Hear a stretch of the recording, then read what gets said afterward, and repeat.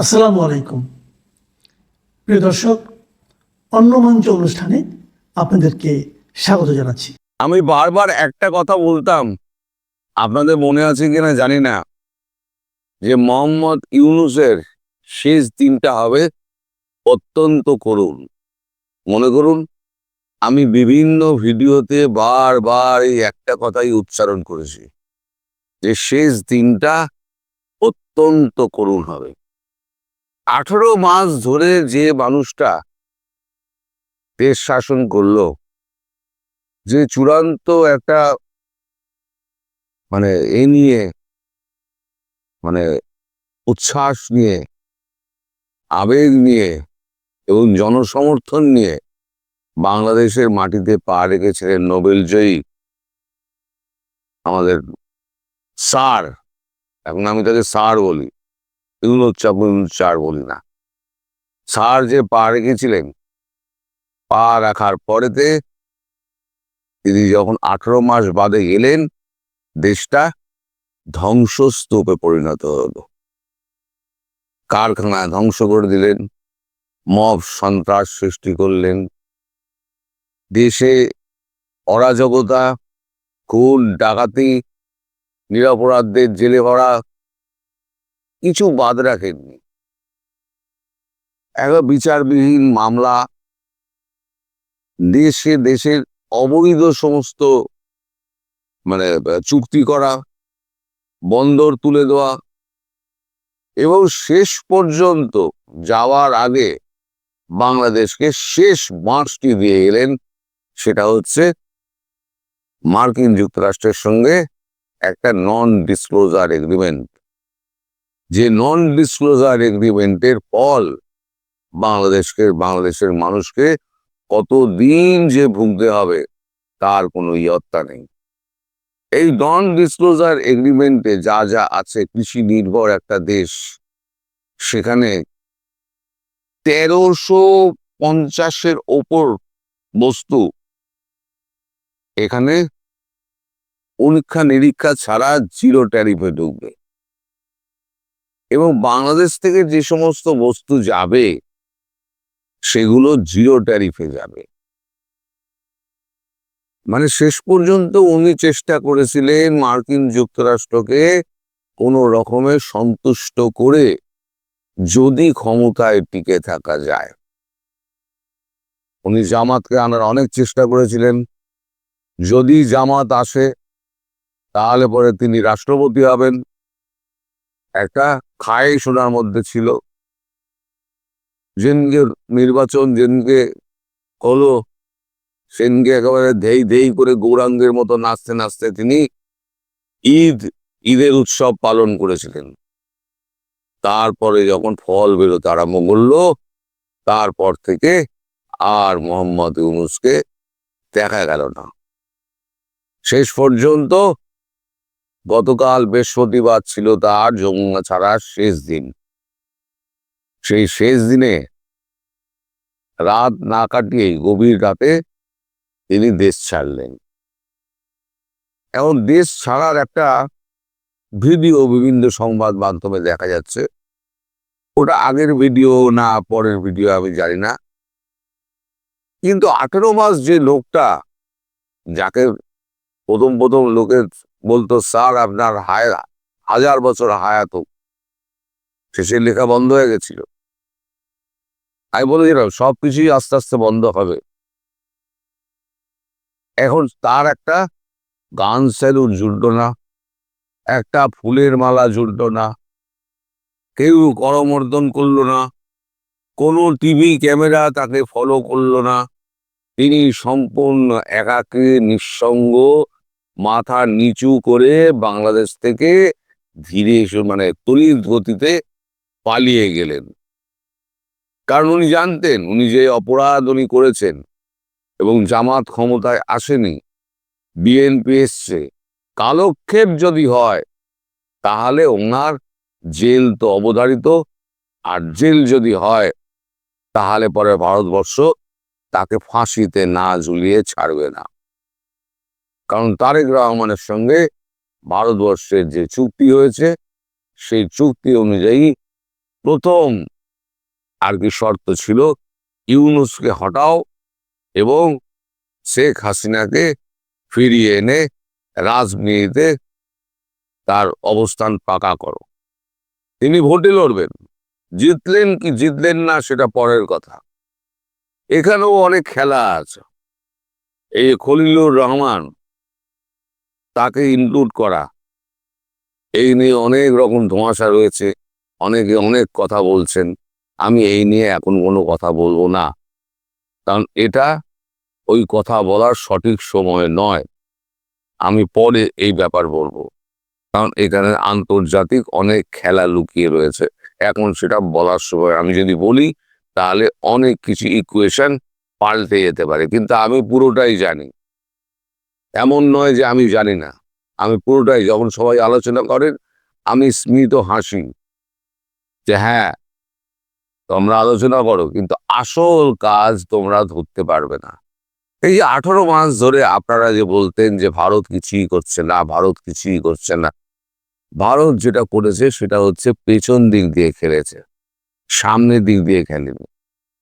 পেছন দিক দিয়ে খেলে গণেশকে 18 মাসে উল্টে দিয়েছে। এ প্রসঙ্গে পরে আসবো যে এখন বাংলাদেশে হিন্দুদের জন্য একটা বড় রকমের চমক আসছে। এখনো সেটা মানে পুরোপুরি ঠিক হয়নি, তাই এ নিয়ে আমি সাধারণ মানুষকে ভুল বার্তা দিতে চাই না। আগে ঠিকঠাক হোক, তখন আমি বলবো যে বাংলাদেশের হিন্দুদের জন্য ভারতবর্ষ কি ভাবছে। একটা আপদ বিদায় হয়েছে, চোরের মতো বিদায় হয়েছে। এইবার যিনি বাইরে আছেন তাকে ভেতরে প্রতিস্থাপন করা এবং বাংলাদেশি হিন্দুদের যারা রয়েছেন, যারা অত্যাচারিত, নিপীড়িত, যারা এখনো রয়েছেন, তাদেরকে একটা কি করে বের করে আনা বা ওখানে তাদেরকে স্থিতিশীলতা এনে দেওয়া, সেই সমস্ত ব্যাপারগুলো নিয়ে এখন চিন্তা ভাবনা চলছে। এখন সে ব্যাপারে কিছুটা কাজও এগিয়েছে। এখন ভারতবর্ষ যখন ভাবে, ভারতবর্ষ কিন্তু করে দেখায়। মোদী শুধু শুধু মানে এ করেন না, মানে বলেন না, কথা বলেন না। এই যে গত কালকে ট্রাম্প একটা ভাষণ দিলেন, ওই বোর্ড অফ পিস শাহবাজ শরীফকে উনি ডেকে নিয়ে গিয়েছেন। সে তো চাকর বাকর চললো।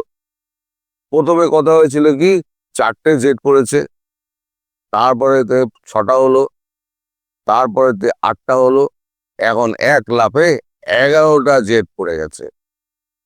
জেট খুব দামি, উনি কার কথা বলেননি। 11টা জেট পড়ে গেছে। 11টা জেট পড়ার পর তারপরে দেখেছে একটা দেশ দেখেছে তার তো খুব অবস্থা খারাপ। এখন খুব অবস্থা খারাপ হলে কি হবে, তাহলে যুদ্ধ থামাতে হবে। তাই ট্রাম্প বাবুকে, মালিককে তাই অনুরোধ করা হয়েছিল আপনি যুদ্ধ থামান। তাই তিনি 52 বার বলে ফেললেন আমি যুদ্ধ থামিয়েছি। এই সমস্ত কাণ্ড হচ্ছে কেন জানেন? হচ্ছে একটাই কারণে, সেটা হচ্ছে তিনি 6 স্কোয়াড্রন F-35 বিক্রি করার চেষ্টা করেছিলেন মোদিজিকে। বন্ধু ফন্ধু বলে ফোন টোন করে একবারে মোদিজিও তার সমস্ত জবাব দিয়েছেন। দেওয়ার পর আসল কাজটি করে দিয়েছেন। 114টি রাফেল কিনে নিয়েছেন, চুক্তি করে নিয়েছেন ফ্রান্সের সঙ্গে। আর যেদিনকে চুক্তি হলো তার পরের দিনই উনি এই বাক্যটি ছেড়ে দিলেন যে আমাদের ভারতবর্ষ 11টা জেট আমাদের পড়ে গেছে, যদিও একটা জেটেরও পাখা পর্যন্ত ভাঙা দেখানো যায়নি। তাই এই বাংলাদেশের আমাদের মোহাম্মদ ইউনূস তিনি চেষ্টা করেছিলেন শেষ মুহূর্ত পর্যন্ত উনি ট্রাম্পের সঙ্গে সখ্যতা বজায় রেখে যদি জামাতকে ক্ষমতায় এনে কোনো রকমে তাহলে উনি যদি রাষ্ট্রপতি হতে পারেন, তাই তিনি উদ্বাহু হয়ে নেচেছিলেন এবং ওই এগ্রিমেন্টটা করে বাংলাদেশকে পুরো আমেরিকার কলোনি বানিয়ে দিয়েছেন। এবার এই যে অবস্থার সৃষ্টি হলো, এখন কৃষি ক্ষেত্র থেকে সমস্ত মাল, দূর থেকে কৃষি ক্ষেত্রে সমস্ত মাল দাম করে দেবে আপনাদের দেশে। আপনাদের দেশের চাষিগুলোর কি হবে? ক্ষেত খামারি যারা করছেন, মুরগি পালন করছেন, যারা হাঁস পালন করছেন, তাদের কি হবে? যারা দুগ্ধ গোপালন করছেন, যারা দুধের ব্যবসা করেন, তাদের কি হবে? উনি তো দুধও পাঠাবেন, তারা না খেয়ে মরার মতো অবস্থা করে দিলেন। উনি যাওয়ার আগে শেষ বাঁশটুকু দিয়ে গেলেন। এখন এই বাঁশ এখন সামলাতে গেলে তারেক রহমান বুঝতে পেরেছেন একমাত্র ভারতবর্ষ ছাড়া গতি নেই। এই বাঁশ থেকে বের করতে পারে কিন্তু একমাত্র ভারতবর্ষ এবং একমাত্র ভারতবর্ষ। সুতরাং ভারতবর্ষের সঙ্গে তিনি সুসম্পর্ক রাখার একটা চেষ্টা করে যাচ্ছেন। যদিও তার বক্তৃতায়, তার জাতির উদ্দেশ্যে বক্তৃতায় তেমন কোনো বার্তা ছিল না, কিন্তু আমাদের কূটনৈতিক মহলে যে কথা চালাচালি হচ্ছে, সেখানে কিন্তু তিনি ভারতবর্ষের প্রতি অকুণ্ঠ সমর্থন জানিয়ে দিয়েছেন এবং মোদিজির কাছে বলেছেন, বাংলাদেশ চালাতে গেলে যা যা সমর্থন দরকার আপনাকে সেই সেই সমর্থনগুলো করতে হবে। মোদিজিও বলেছেন, ঠিক আছে, আমি সেই সমর্থনই করব। কিন্তু কিছু কিছু জায়গায় একটা ভুল বার্তা পৌঁছে দেওয়া হচ্ছে। না, একটা মিলন ট্রাভেলার নাকি একটা আমাদের দেশে এখন ঘুরে বেড়াচ্ছে, সে বলছে খুব শিগগিরই নাকি আমাদের ভিসাগুলো চালু হয়ে যাবে। ভিসা চালু হবে খুব সীমিতভাবে এবং খুব অল্প দেখে। তাদের সমাজ মাধ্যমে সমস্ত ডকুমেন্ট পরীক্ষা করার পর অনেক লেট হবে। তারপর, কারণ এই শয়তানদের মতো, যেটাকে একটা ফেরানো হলো, এটা শয়তানদের মতো আরো শয়তান এখানে ঢোকার জন্য বসে আছে। তাদের কাউকে ভারতবর্ষ ঢুকতে দেবে না এবং কড়া নজর থাকবে। এখানে আমাদের যে সমস্ত ওই ইমিগ্রেশন ডিপার্টমেন্ট রয়েছে না আমাদের ভারতবর্ষের বর্ডারে, সেখানে এখন আমাদের ওই এটিএস এর লোকজন থাকবে এবং এনআই এর লোকজন থাকবে। তারা সমস্ত অ্যাপারেটাস নিয়ে গিয়ে তারা সমস্ত সমাজ মাধ্যমে তাদের স্ট্যাটাস পরীক্ষা করবেন। তারা গত 10 বছরের মধ্যে কে কি ভারত বিরোধী স্লোগান দিয়েছেন, ভারত বিরোধী বক্তব্য দিয়েছেন, সেই সমস্ত দেখে তারপরে ভিসা হবে। আর যদি দেখা যায় যে ভিসার কাগজ পড়ার পরেতে তার ওখানে ওটা পাওয়া গেছে, সেখানে একেবারে স্ট্যাম্প ধাব্বা মেরে দেওয়া হবে, no entry forever in Bangladesh, Bharatvarsha, India. তার মানে একেবারে ভারতবর্ষে যদি একদম সন্নিকট যে রাষ্ট্র, সেই রাষ্ট্রের সঙ্গে যদি আপনার যোগাযোগ না থাকে, আপনি যদি সেই রাষ্ট্রেই যদি না যেতে পারেন, তাহলে অন্য দেশ আপনাকে ভিসা দেবে কেন? আপনাকে তো প্রশ্ন করবে। আপনার সব থেকে কাছে হচ্ছে বৃহৎ গণতান্ত্রিক রাষ্ট্র ভারতবর্ষ, সে আপনার ভিসা বইটাকে রিজেক্ট করে দিয়েছে, লাল ধাব্বা মেরে দিয়েছে। তাহলে আপনাকে আমরা ভিসা দেবো কেন? সুতরাং অন্য কোথাও তারা ভিসা পাবেন না, তারা এই ভারতবর্ষের মধ্যেই থাকবেন। আর যত শীঘ্র সম্ভব এই বিদেশ সফরগুলো সেরে দিয়ে এর মধ্যে সমস্ত কাজকর্ম হয়ে যাবে। আপনারা দেখতে পাচ্ছেন ধীরে ধীরে আওয়ামী লীগের অফিসগুলো খুলছে। এবার আওয়ামী লীগ বেরোবে, তাদের কাজকর্ম শুরু হবে, শেখ হাসিনা দেশে ফিরবেন, তিনি রাজনৈতিক এতে অংশগ্রহণ করবেন, করে তারপরে দেখবেন একটা রাজনৈতিক স্থিতিশীলতা এসছে, তারপরে একটা ভোট হবে। কিন্তু তার আগে যেটা হবে সেটা হচ্ছে, যখনই শেখ হাসিনা আসার মুহূর্ত তৈরি হবে, সেই মুহূর্তে দেখবেন জামাত এবং আপনাদের এনসিপি মিলে একটা দাঙ্গা শুরু করবে। তবে এর মধ্যে যদি আওয়ামী লীগ যদি মাঠে নেমে পড়ে, এই চ্যাংড়া আর দামাতগুলো তো বেদম প্রহার খাবে। তো যাই হোক, স্যারের নিঃশব্দে গমন আমার ওই কথাটা মনে করিয়ে দিল যে আমি বারবার বলেছিলাম ওনার অন্তিম দিন কিন্তু অত্যন্ত করুণ হবে। আমার কথা আপনারা বলেন কিছুই মেলে না, একেবারে হাতে গরম প্রমাণ পেয়ে গেলেন আমার কথা মেলে কি মেলে না। সবাই ভালো থাকবেন। ব্যানার এবং হেডলাইন দুটো দেখেই আপনারা হয়তো বুঝতে পারছেন যে আমি মিস্টার ওয়াকা ওয়াকা স্যারের কথাই বলছি। জি, আমাদের জননেত্রী শেখ হাসিনার আত্মীয় পরিচয় দানকারী ওয়াকা ওয়াকা। উনি কি করেছেন কি না করেছেন সবই আপনাদের কাছে জানা। তবে আজকে ওয়াকা ওয়াকা স্যারকে আমি কিছু বলার জন্য এই ভিডিওটা, যদি ওয়াকা ওয়াকা স্যার না শুনেন তাহলে আপনারা একটু শুনাই দিতে পারেন। তো স্যার আপনি কেমন আছেন? স্যার আপনার যাওয়ার মেয়াদ মনে হয় ফুরিয়ে আসছে, না যাওয়ার মেয়াদ না, থাকার মেয়াদ স্যার ফুরিয়ে আসছে। তবে এই ওয়াকা ওয়াকা স্যারের কারণে বাংলাদেশের যত মব হয়েছে, মবের জনক যদি আমরা বলি ডাক্তার মোহাম্মদ ইউনূস স্যারকে, তাহলে এই ইউনূস স্যারের সিপাহী সালা ছিলেন এই ওয়াকা ওয়াকা স্যার। আপনি তো জামাতে ইসলামের হয়ে ব্যাপক অত্যাচার করেছেন না স্যার আমাদের উপরে? শেখ হাসিনার আত্মীয় পরিচয় দিয়ে ওনার চাচাতো বোন না ফুফাতো বোনকে বিয়ে করেছেন, সেই সুবাদ দিয়ে তদবির করে আওয়ামী পরিবারের লোক হিসেবে আপনি সেনাবাহিনীর সর্বোচ্চ শিখরে বসেছিলেন স্যার। সেখানে গিয়েই স্যার আপনি বেইমানিটা করেছেন একেবারে চরমভাবে। কারণ আসলে কেউ বুঝে নাই যে স্যার আপনিও গুপ্ত জামাত।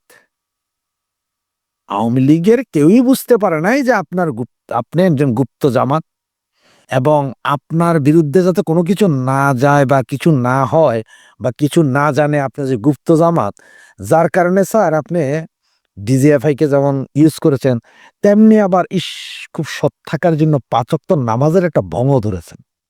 কিন্তু আপনি সরকার পতনের পুরো দায় দায়িত্বটা স্যার আপনার। আর স্যার আপনার এই 18 মাসে দুধের বাচ্চা থেকে শুরু করে রাস্তার ছাপরি সবাই আপনাকে লাথি উষ্টা মারার চেষ্টা করেছে। কেউ কেউ তো আপনাকে লাথি মেরেও দিছে স্যার। তা আপনি এখন বলতে পারেন কোথায় আমাকে লাথি মারছে? আসলে ব্যাপারটা হচ্ছে কি স্যার জানেন, একটা কথায় আছে, কথায় আছে কি আমরা বলতাম যে মানির মান বস্তায় ভইরা জুতা দিয়ে বাইর গেলেও যাইব না, মানে জুতা দিয়ে মারলেও যাইব না। তা আপনি হচ্ছেন যে ওই জাতীয় প্রাণী। কারণ হচ্ছে যে এই যে বালেশ্বর ফুয়াদ সহ অন্যান্য ছোট ছোট ছাত্রীরাও যখন বলছে ইট খুলে নিব, পাটকেল খুলে নিব, ওয়াকারকে থাবড়াইতে থাবড়াইতে ক্যাম্প থেকে বাইর কইরা তারে পাকি পাঠাই দিব, বহুত কথা হচ্ছে, কিন্তু আপনার লজ্জা লাগে নাই। বরঞ্চ আপনি মবকে আরো বেশি সহযোগিতা করেছেন যাতে আওয়ামী লীগ নিধন করা যায়। বাংলাদেশ আওয়ামী লীগ স্বাধীনতা যুদ্ধের আগ থেকে এখন পর্যন্ত সবচেয়ে বেশি নির্যাতনের শিকার হয়েছে স্যার আপনার কারণে। তো স্যার এখন কি করবেন? আপনি যে কত বড় ক্রিমিনাল এটা যেমন তারেক জিয়া জানে, এটা বিএনপিরও সবাই জানে। আর সবচেয়ে বড় আতঙ্কের বিষয় কি জানেন স্যার? বর্তমান পররাষ্ট্র মন্ত্রী খলিলুর রহমান তিনিও জানেন স্যার কি কি করেছিলেন স্যার। মনে আছে খলিল সাহেবের জন্য যাতে উনি সেনা ক্যাম্পে না ঢুকতে পারেন এই জন্য নির্দেশনা জারি করে দিয়েছিলেন, সেনা ক্যাম্পে যাতে না ঢুকে না। তারেক জিয়া তো বলেই বেড়ায়, বিএনপিও বলে বেড়ায় যে আপনাদের কারণেই এতদিন আসতে পারেনি, না হইলে ওনারা 24 সালে চলে আসতেন। আপনার সাথে নেগোসিয়েশন করতে বাধ্য করেছিলেন। আপনি মনে করেছেন যে আসুক, নেগোসিয়েশন করে আসলো কি হবে, আমরা তো জামাতকেই জিতাবো না। আপনার আব্বা আমিরে জামাত, মনে আছে স্যার সে ভাষণটা? আমিরে জামাত, কি সম্মান না। ওনারা কিন্তু তখন নিষিদ্ধ ছিলেন স্যার, ওনার সম্পূর্ণ নিষিদ্ধ ছিলেন। এরপরও আপনি ওনাকে কি সম্মান দিলেন না স্যার? ওনারে দেখা কি সম্মান, সেই গোলাম আজমের পুত্র আপনার স্যার না স্যার, পায়ে পড়ে সালাম, মনে পড়ে স্যার এগুলো? তো এগুলোর এখন রেশ কি প্রতিটা কি স্যার তুলবে না? খলিল সাহেব কি তুলবে না কাটা দিয়ে কাটা? তারেক রহমান কি আপনাকে ছেড়ে দিবে স্যার? তো স্যার কি চিন্তা করলেন, কোথায় যাওয়ার চিন্তা করলেন স্যার? কোন দেশে যাবেন? সেফ এক্সিট পেয়েছেন স্যার? আপনার অবস্থা কি স্যার ফখরুদ্দিন মঈনুদ্দিনের মতো হবে স্যার? সারা জীবন বন্দি ঘরের ভিতরে, আর নিজে নিজে গাইবেন, আমি বন্দি কারাগারে আসি গো ভাই বিপদে, বাইরের আলো চোখে পড়ে না। স্যার এই গানটা একটু শিখে নিয়েন স্যার, আপনার জন্য দিলাম স্যার এই গানটা। আপনি বাংলাদেশের যেই ক্ষতি করেছেন, অত ইতিহাসে এটা লেখা থাকবে যে মীর জাফর ওয়াকা ওয়াকা, এটা লেখা থাকবে। আপনার মতন এইরকম আরো অনেক বাটপাড়ারা আছে। তবে হ্যাঁ, যদি আপনাদের মতন এই বাটপারদেরকে সুযোগ মতো কোথাও পাওয়া যায়, তাহলে আপনাদেরকে আপনাদের আব্বার প্রচারিত সেই বেহেশতের টিকিট পাবলিক ধরাইয়া দিবে, এবং সেই টিকিটের তোরে আপনারা সরাসরি আব্বার বলে দেওয়া অঞ্চলে চলে যাবেন। কোথায় বুঝছেন তো? সেই যে তো এখন এখন করবেন না স্যার, এই মুহূর্তে আপনারা ডিক্লেয়ার দিতে পারেন যে পররাষ্ট্র উপমন্ত্রী তিনি আর আমাদের সেনা ক্যাম্পে ঢুকতে পারবেন না। তারেক জিয়া তোমাকে তো আমরাই মেরেছিলাম, তাও ঢুকতে পারবেন না। তো স্যার তারেক জিয়ার কোমর ভেঙে মারার সেটার পেছনে কিন্তু আপনারা হাত ছিল, এটা তারেক রহমান কিন্তু এখন জানে, আগে যদিও জানতো না সেটা এখনো জানে।